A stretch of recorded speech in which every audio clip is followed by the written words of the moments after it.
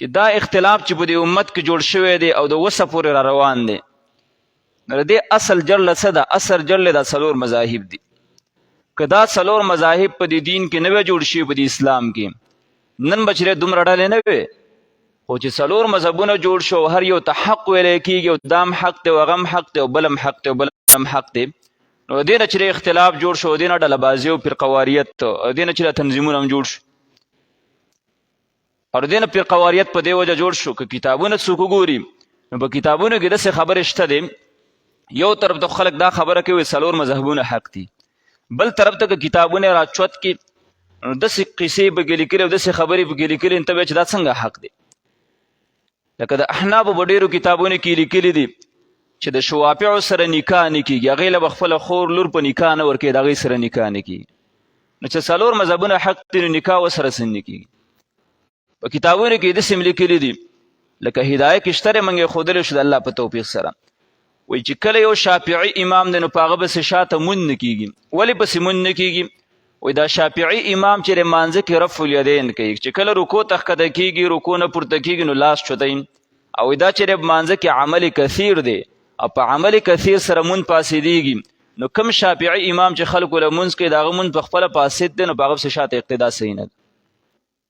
دا حق دې ته ویلی شي چې مونځ پسې نه کېږي، هغه سره رشته جایز نه ده، وایي دا چې څلور والا حق دی. او تعجب په دې خبره موږ کوو، دوی وایي څلور واړه مذهبونه حق دي، حنفیت هم حق دی، مالکیت هم حق دی، حنبلیت هم حق دی او شافعیت هم حق دی، څلور واړه حق دي. نو کله چې اختلاف په یو مسله کې راشي نو اختلاف خو د یو امام سره د یو مذهب والاو سره ورسوي، د ټولو سره خو نشي کېدلی. نو په هغه ټیم کې چې سړی ځان ته شافعي وایي، حق به چې د احنافو یا د شوافعو یا د مالکو حنابلو سره، او په هغه ټیم کې سړی چې ځان یو امام ته منسوبوي، دا خبره صحیح نه ده.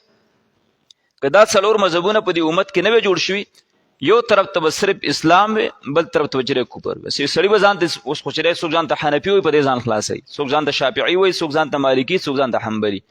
الله رب العالمین په من دا نه ده لازمه کړې چې یو سړی به خامخا په یو مذهب کې ځان داخلي. هغه مذاهب چې د نبي صلی الله علیه وسلم د وفات نه 400 کال وروسته جوړ شوي. اعلام الموقعین کې حافظ ابن قیم فرمایي وانما حدثت هذه البدعه في القرن الرابع المذموم على لسان رسول الله صلی الله علیه وسلم. وی دا تقلید چې دی په 4مه پیړۍ کې ایجاد شوی دی، هغه پیړۍ چې په هغې باندې په ژبه د نبي صلی الله علیه وسلم بدي بیان شوې ده.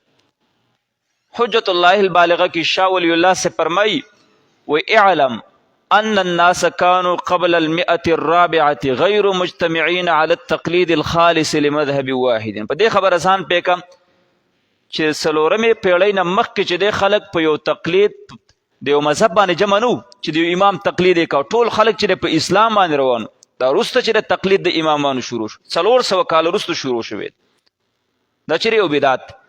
ابې من تعجب په دې خبره کو، دا خلک وایي 4 واړه مذهبونه حق دي، مونږ وایي 4 واړه مذهبونه خو در کناره او شاته پرېږده، د هغې د حق خبره خو ډېره وروسته ده. کوم چې زمونږ په دې ملک کې دا یو مذهب والا خلک دي چې هغې ته احناف ویلی شي، په دیو کې ته وګوره او ویلټوه څومره تنظیمونه پکې دي، څومره پالټینې پکې دي، څومره فرقواریت په دیو کې ځان له جوړ دی. زمونږ په دې علاقو کې هم شته دی. بریلیان ځان ته د امام ابو حنیفه رحمه الله مقلدین وي، کلک احناف ځان ته هغوی وایي. د حنفیت کلکه دعوه چې دی بریلیان کوي، موږ چې د امام ابو حنیفه رحمه الله په مذهب روان یو. جمعیت علماء اسلام والا دیوبندیان دی چې کلکه دعوه کوي د حنفیت وي، موږ چې د امام ابو حنیفه رحمه الله په مذهب روان یو. جماعت اسلامي والا دی وي موږ چې د امام ابو حنیفه رحمه الله په مذهب روان یو. زمون په دې علاقو کې پنجپیریان اشاعت توحید والا دی دا دعوه کوي چې موږ د امام ابو حنیفه رحمه الله په مذهب باندې روان یو. کلک احناف وي موږ یو. نو ګوره دا خو دا 4 ډلې زمون خوا سره نږدې شته دی. په دې وکه چې نور ډلې هم تېرې شوي دي، مخکې معتزله پکې تېر شوي دي، مرجئه پکې تېر شوي دي، شیعګان هم داسې شیعګان هم پکې شته چې هغوی د حنفیت دعوه کوي، وایي موږ چې دی احناف. نو 4 مذهبونه 3 مذهبونه خو لرې کړه، دا یو مذهب رواله په دې یو مذهب کې څومره فرقواریت دی، په دې یو مذهب کې څومره تنظیم برستی ده، په دې یو مذهب کې څومره ډلبازي پکې ده. او بیا دا کم چې زموږ مخې ته دي بریلیان، دیوبندیان، پنجپیریان، جماعتیان، دی چې ګوره د یو بل پسې مونځ جایز نه ګڼي. بریلیان په دیوبندیانو پسې مونځ نه کوي، دیوبندیان په بریلیانو پسې مونځ نه کوي. لکه تاسو خو دواړه د امام ابو حنیفه رحمه الله مقلدین یې، ولې نه کوئ؟ بریلیان رالګي هغه وایي چې دیوبندیان ګمراه دي، دیوبندیان رالګي بریلیان ګمراه دي، پنجپیریان رالګي وایي بریلیان ګمراه دي، بریلیان وایي پنجپیریان ګمراه دي. داسې یو بل باندې د ګمراهۍ فتوې لګوي.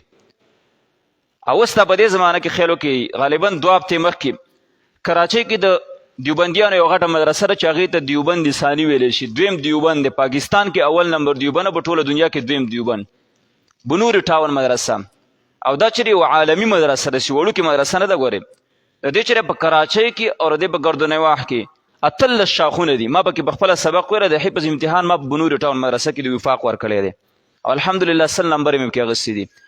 د بنور ټاون مدرسې نه دوه هفتې مخکې د پنجپیریانو باره کې فتوا راله، وایي پنجپیریان چې دي ګمراه دي او پنجپیریان ګمراه دي او د دې مستقل امام جوړول دا مکروه تحریمي دي.